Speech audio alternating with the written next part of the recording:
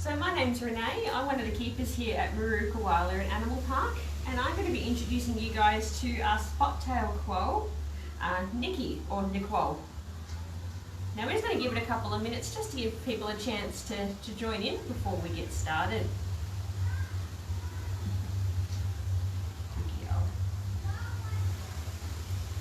Now Nikki is a little bit camera shy, so she may duck in and out as we go today, because she is a little bit timid. Now as I said guys, she is a spot-tailed quoll, which is also known as a tiger quoll, which is one of the 4 kinds of quolls that we have here in Australia. Now our tigers are the biggest quoll that you will find. Nikki is only 1 year old, so she's still quite young. She's got a little bit more growing left to do. She'll get to be about maybe 1.5 kilos to maybe 2 kilos by the time she's finished growing. And our males tend to be a little bit larger. They can sometimes reach up to 3 to 4 kilos at fully grown. Now the difference, we have 4 different types of quolls that we have in Victoria. Our spot tails, just like Nikki here. We have our eastern quolls, our western quolls, and our northern quolls. Now when she comes back, we'll show you the main difference with the tiger quolls, is that she has the spots all the way down her tail, which you don't see in any of the other kind of quolls around Australia. Now quolls can be found across all bushland in most parts of Australia now, but unfortunately since European settlement, we've now lost 50% of our quoll habitat, so they are a little bit more elusive than they used to be. Nikki, you've gone all shy on us. That's okay. Now, they are a carnivorous marsupial, just like the Tasmanian devil, who's one of their closest living relatives. So what that means is she does have a pouch, just like a kangaroo or a koala, but she does like to eat meat. So today we're having a bit of oxart, which is one of her favourite treats, which is hopefully going to tempt her to come back out and have a chat with us, having a bit of a drink first.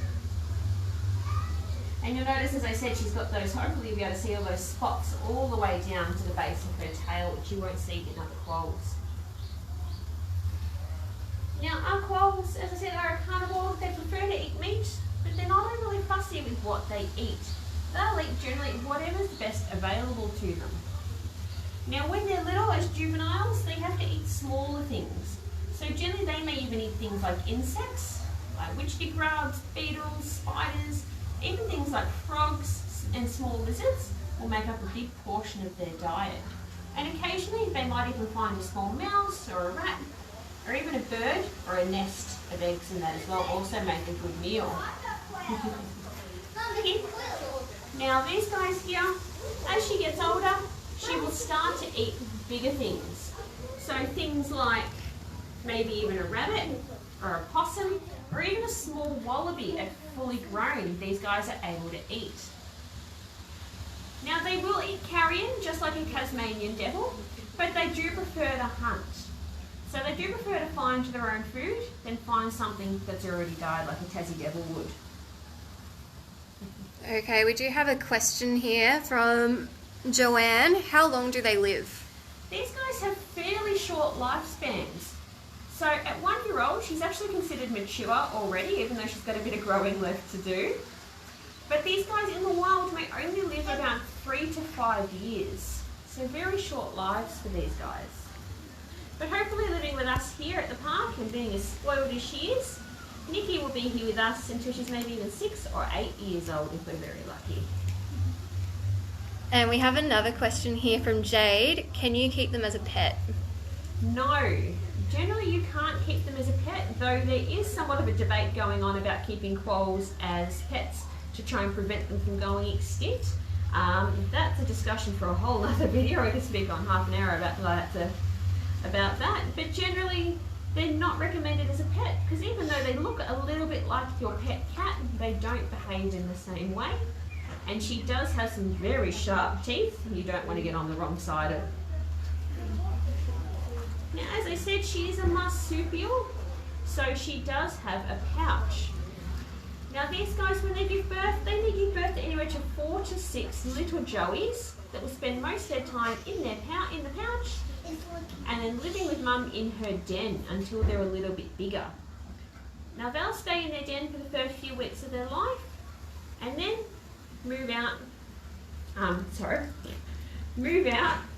into their own territories. Now generally at about 18 weeks.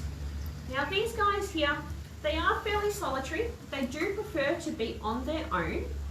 They're generally not, they don't really like to share as much as they do, but it doesn't mean they're not social. Now, the really cool thing about these guys here is they have almost like a Facebook page, their own sort of social media. So quolls have very large territories that overlap with other quolls. And in those overlaps, they'll actually have communal latrine sites, almost communal toilet sites, where they all go to the toilet in the same place.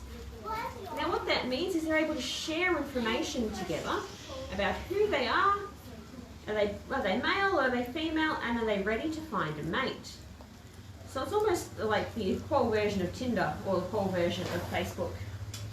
Around the edges of their territories to share that information as they go.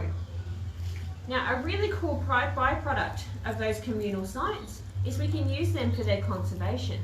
Special dogs are actually used to smell out those latrine sites, and using them we're able to tell a little bit about the quolls that are in the area, how many of them are there, and if they're getting ready to breed, which is a really good thing for these guys.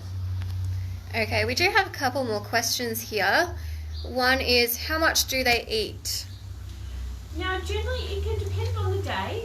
So when you're hunting for your food, you don't get to eat every day. It can be quite a spare time in between foods, but generally they'll like to eat anywhere from 10 to 15% of their body weight each day if they can. But if they have to wait, then they'll wait, and they'll have a bit of a gorge feed where they may eat up to 20 or 30% of their body weight in one sitting, if they're able to find something. And Jennifer's also asked, do they use their front paws like hands, like a raccoon? Yes, they do. I'll see if I can get it to stand up for you and show just how great they are. These guys have an incredible balance.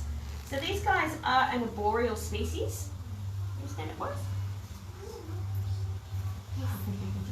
So these guys here, they love to spend a lot of time in the trees, and as they're moving through their territory, if they don't have to come to ground, they won't. They will actually climb around the trees and not touch the ground if they don't have to. So they have an incredible balance, which is where that big tail comes as importance. It doesn't really work so much like a possum tail where they'll use to grip things, but generally it's used as more of a balance to help them stand to get around. Okay, and we do have two more questions here at the moment. Can they have different patterns on their fur? Generally no, they're only known for their spots. Every quoll though is an individual with their spots. You can actually tell them apart. But generally it's always spots for these guys. Okay, and we've had a couple of people that have missed the start. One's asked how many babies they can have. So these guys here, so just for people who are joining us, my name's Renee. I'm one of the keepers here at Maru Koala Park, and this is Nicole, or Nikki, the spot-tailed quoll. But these guys here, they can have anywhere from maybe 3 to 6 joeys at a time, who will start in life in the pouch, move into the den that mum's made, and then head out on their own at about 18 weeks old. Here, Nikki. And we've also had someone ask what she's eating at the moment. So at the moment she's eating a little bit of ox heart, which is one of her favourite treats, which we broke out today because she is a little bit on the camera shy side, so we're hoping that was enough to get her out to say hi to everybody. These guys are also fairly nocturnal. They do like to sleep during the day. So Nikki's actually stayed up nice and late to see you guys today, but it's not always uncommon to see them out and about during the day, especially during the breeding season. Now these guys do require some very thick bush to get around and to make up their habitat, and they rely a lot on rock crevices, log hollows and things like that for their breeding. So unfortunately our spot-tailed quolls are now considered an endangered species. And as I said before, since European settlement we've lost over 50% of our quolls and their habitat across Australia. Which is very sad because these guys play a very important role as a natural predator, which we don't have a lot of those here in Australia, not mammal versions anyway. And unfortunately their numbers are declining even more rapidly And the biggest threat to these guys is not just habitat loss and fragmentation, but it's also things like feral cats and domestic cats, foxes, dogs, bushfires, and unintentional baiting, unfortunately.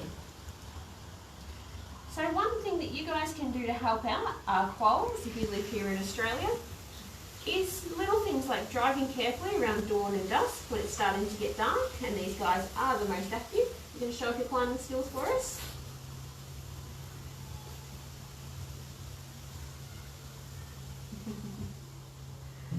So driving more carefully at night time. If you do live in a bushland area, keeping an eye out for them can also be very helpful, because there's lots of people out there who are looking for our quolls. So if you are lucky enough to spot one in the wild, as elusive as they are, there are special conservation groups you can contact and let them know that you've managed to see a quoll in the area. And also